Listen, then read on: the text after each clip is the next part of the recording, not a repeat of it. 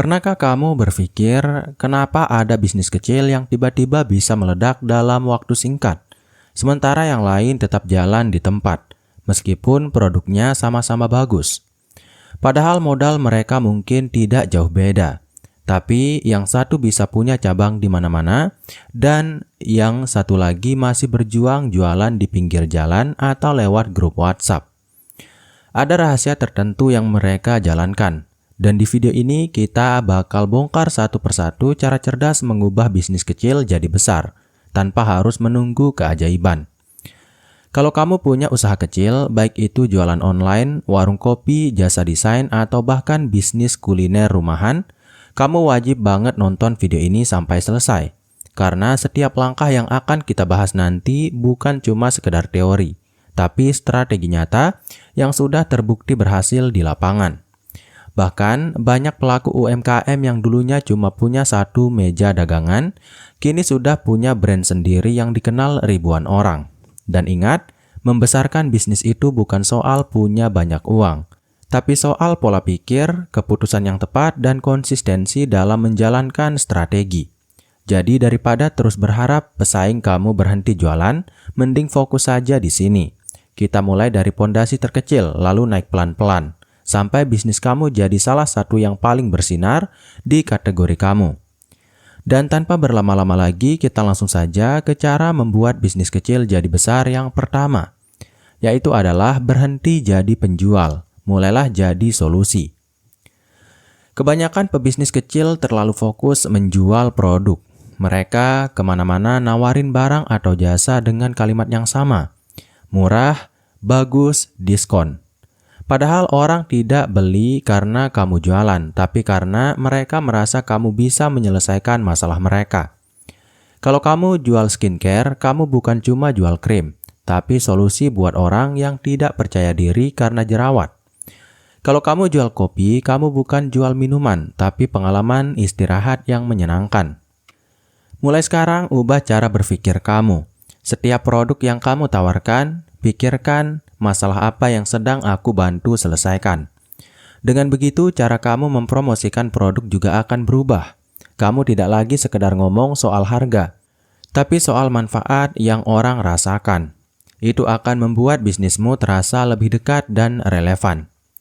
Coba perhatikan brand-brand besar. Mereka jarang bilang beli produk kami, tapi lebih sering menunjukkan gaya hidup atau impian yang ingin diraih lewat produk mereka. Ini bukan cuma strategi, tapi seni memahami psikologi pelanggan. Bisnis kecil yang mulai memakai pendekatan ini biasanya lebih cepat berkembang, karena mereka tidak lagi bermain di level harga. Mereka bermain di level emosi.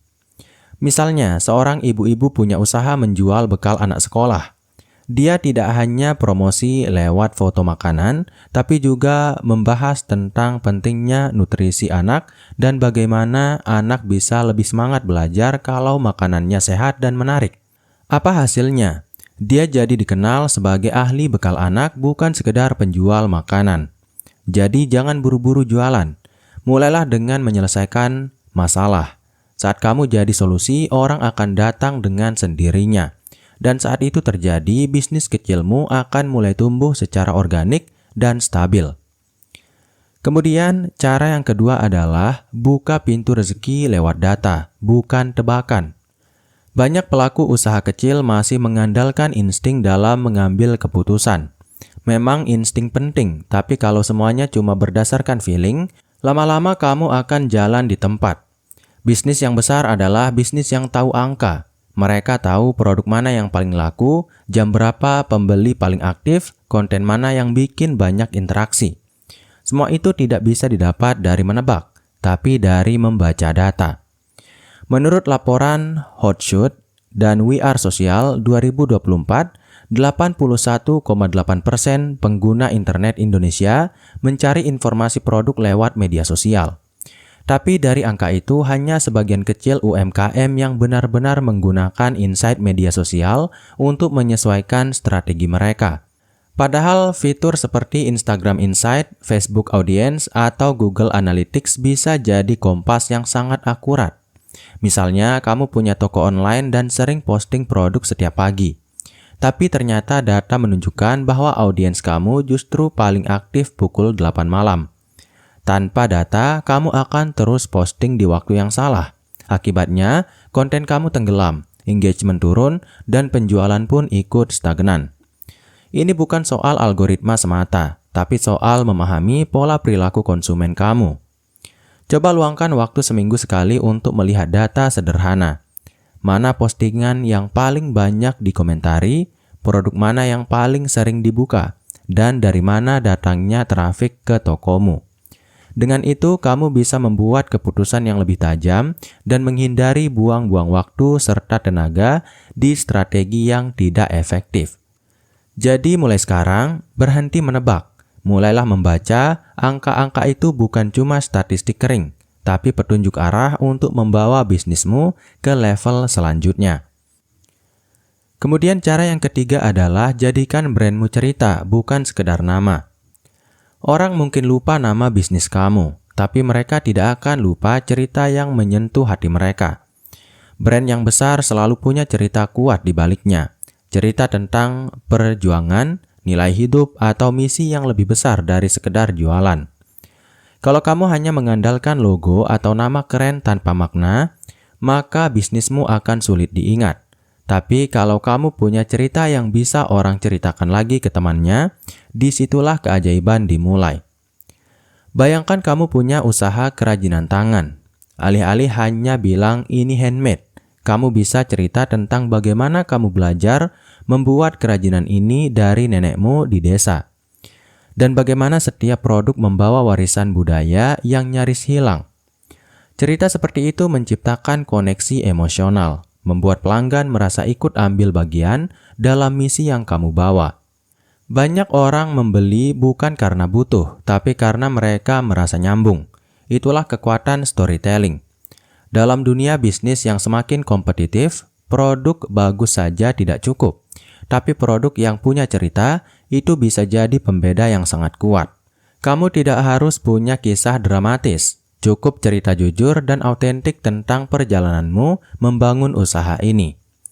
Contoh nyatanya adalah merek-merek lokal seperti Brodo atau Erigo. Mereka tidak hanya menjual sepatu atau pakaian, tapi mereka mengangkat identitas lokal. Perjuangan merintis dari nol dan cita-cita membawa nama Indonesia ke panggung dunia. Itu yang membuat mereka dicintai, bukan cuma dibeli. Jadi mulai sekarang, tanyakan ke diri sendiri.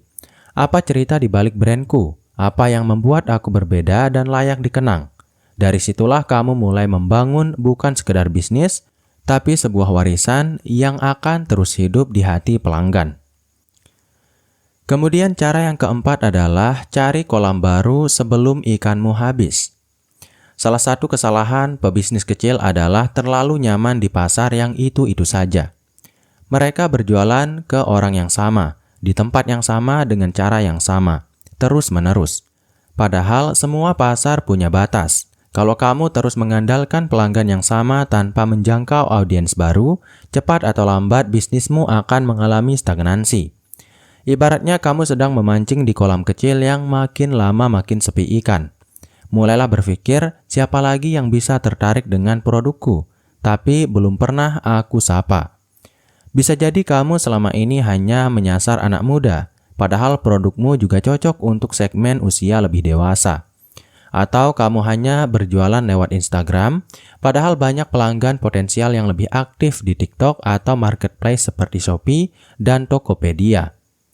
Contohnya, ada seorang pengusaha makanan beku rumahan yang awalnya hanya menjual lewat grup WhatsApp ibu-ibu sekolah. Setelah dia mulai membuat konten resep dan tips masak di TikTok, dia menjangkau pasar yang sama sekali baru, yaitu mahasiswa dan pekerja kantoran yang butuh solusi cepat untuk makan di rumah. Penjualannya pun melonjak dalam waktu 3 bulan.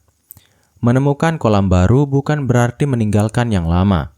Justru kamu memperluas jangkauan tanpa kehilangan yang sudah ada. Ini bisa melalui strategi kolaborasi, kerjasama endorse micro-influencer, atau bahkan sekedar membuat versi produk yang lebih ramah untuk segmen tertentu. Misalnya edisi premium, edisi anak, atau edisi bundling hemat. Jadi sebelum bisnismu kehabisan ikan di kolam lama, siapkan kail baru dan cari kolam yang lebih luas. Pasar itu luas, tapi kamu harus berani melangkah dulu untuk melihatnya. Kemudian cara membuat bisnis kecil jadi besar yang kelima adalah upgrade produkmu seperti kamu upgrade diri sendiri. Banyak pelaku bisnis kecil merasa produknya sudah cukup bagus, lalu berhenti berinovasi. Mereka puas dengan apa yang ada, tanpa menyadari bahwa pasar dan selera konsumen terus berubah. Padahal produk yang tidak pernah diperbarui ibarat HP jadul. Meski dulu laris, lama-lama ditinggalkan. Kalau kamu ingin bisnismu tumbuh, produkmu juga harus ikut tumbuh. Bukan cuma dari segi tampilan, tapi juga dari rasa, manfaat, kemasan, atau bahkan pengalaman yang ditawarkan. Pernah dengar kisah warung kopi pinggir jalan yang awalnya sepi, tapi jadi viral setelah pemiliknya mulai mengubah cara penyajian, menambahkan desain kemasan yang unik, dan menyajikan kisah singkat tentang asal-usul biji kopinya. Itu bukan sulap, itu adalah hasil dari continuous improvement. Sikap tidak pernah puas dengan kondisi sekarang dan selalu mencari versi terbaik dari produk yang kamu punya. Coba evaluasi produkmu sekarang. Apakah tampilannya masih relevan? Apakah pelanggan sudah merasa bosan? Apakah ada komplain yang sering muncul tapi kamu abaikan? Terkadang sedikit perubahan saja bisa menghasilkan dampak besar. Ganti kemasan yang lebih ramah lingkungan, tambahkan varian rasa baru, atau bahkan cukup dengan menambahkan bonus kecil yang bikin pelanggan merasa dihargai. Ingat, pelanggan zaman sekarang makin pintar. Mereka tidak cuma cari murah, tapi juga cari nilai. Dan nilai itu muncul dari kesungguhan kita dalam memberikan yang terbaik. Kalau kamu saja tidak semangat mengembangkan produkmu, kenapa pelanggan harus semangat membelinya? Jadi, seperti kamu yang ingin terus belajar dan berkembang, perlakukan produkmu dengan semangat yang sama. Jangan biarkan bisnismu stagnan hanya karena kamu terlalu nyaman dengan versi lama dari apa yang kamu jual. Kemudian cara yang keenam adalah jangan jadi Superman. Bangun tim super. Di tahap awal, banyak pengusaha kecil merasa harus bisa melakukan semuanya sendiri, dari produksi, pemasaran, pembukuan, sampai layanan pelanggan. Tapi jika kamu terus-terusan berpikir kamu harus jadi Superman, bisnis kamu justru bisa terhambat. Kenapa? Karena waktu dan tenaga kamu terbatas. Dan saat kamu terlalu sibuk di hal teknis, kamu kehilangan kesempatan untuk berpikir strategis dan memperbesar bisnis. Membangun tim bukan soal langsung merekrut banyak orang. Ini tentang menemukan orang-orang yang tepat untuk membantu kamu tumbuh. Bisa dimulai dari satu orang freelance desainer grafis, admin media sosial, atau bahkan mitra usaha yang bisa saling mengisi kekurangan. Fokuslah mencari orang yang sepisi, bukan cuma yang sekedar bisa kerja. Pikirkan seperti ini, bisnis besar selalu dibangun oleh tim. Steve Jobs punya Steve Wozniak, Gojek punya Nadiem dan tim teknologinya. Kamu mungkin memulai sendiri, tapi kamu tidak harus terus berjalan sendiri. Bahkan bisnis rumahan pun bisa berkembang pesat ketika pemiliknya tahu kapan harus mendelegasikan tugas dan fokus pada hal yang benar-benar penting. Banyak pelaku UMKM merasa takut menggaji orang karena merasa belum mampu. Padahal, kamu bisa mulai dengan sistem bagi hasil, kerja part-time, atau proyek lepas. Yang penting kamu punya support system yang bisa membuat kamu bergerak lebih cepat dan lebih cerdas. Ini bukan soal pengeluaran, tapi investasi jangka panjang. Jadi, kalau kamu ingin naik level, jangan cuma cari skill baru. Cari juga orang-orang hebat yang bisa bertumbuh bersama kamu. Karena bisnis yang besar bukan dibangun oleh satu tangan, tapi oleh kombinasi tangan-tangan yang bekerja dalam satu visi. Kemudian cara yang ketujuh adalah buat keputusan dari data, bukan perasaan. Banyak pebisnis kecil membuat keputusan hanya berdasarkan intuisi atau perasaan pribadi. Kayaknya produk ini bakal laku. Rasanya iklan ini sudah bagus, atau kayaknya pelanggan suka yang ini. Padahal dalam dunia bisnis modern, feeling saja tidak cukup. Yang kamu butuhkan adalah data, angka-angka nyata yang menunjukkan apa yang benar-benar terjadi di lapangan. Misalnya, apakah kamu tahu produk mana yang paling sering dibeli berulang? Jam berapa postinganmu paling banyak mendapat respons? Berapa biaya iklan yang kamu keluarkan dibandingkan hasil penjualan yang didapat? Pertanyaan-pertanyaan ini hanya bisa dijawab jika kamu terbiasa melihat data, bukan sekedar menebak-nebak. Menurut data dari McKinsey, bisnis yang berbasis data mampu meningkatkan produktivitas hingga 6% lebih tinggi dan profitabilitas hingga 5% lebih besar dibanding yang tidak mengandalkan data.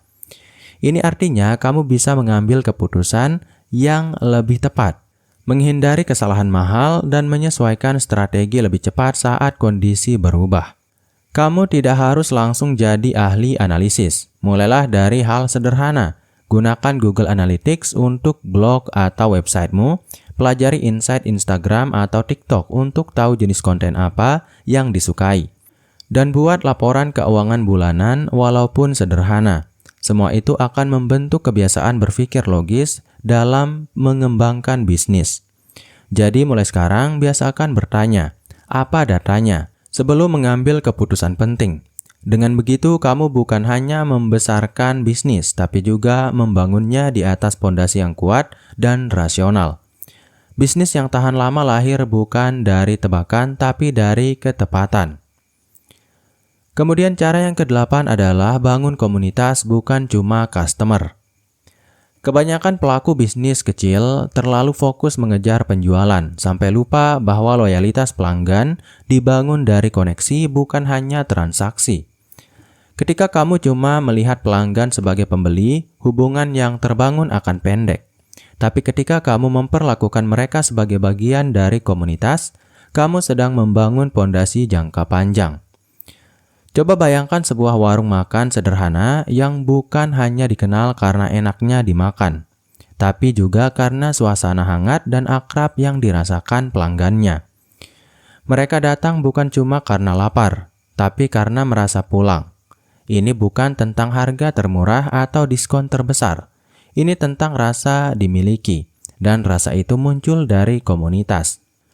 Bangunlah komunitas seputar nilai yang kamu bawa dalam bisnismu.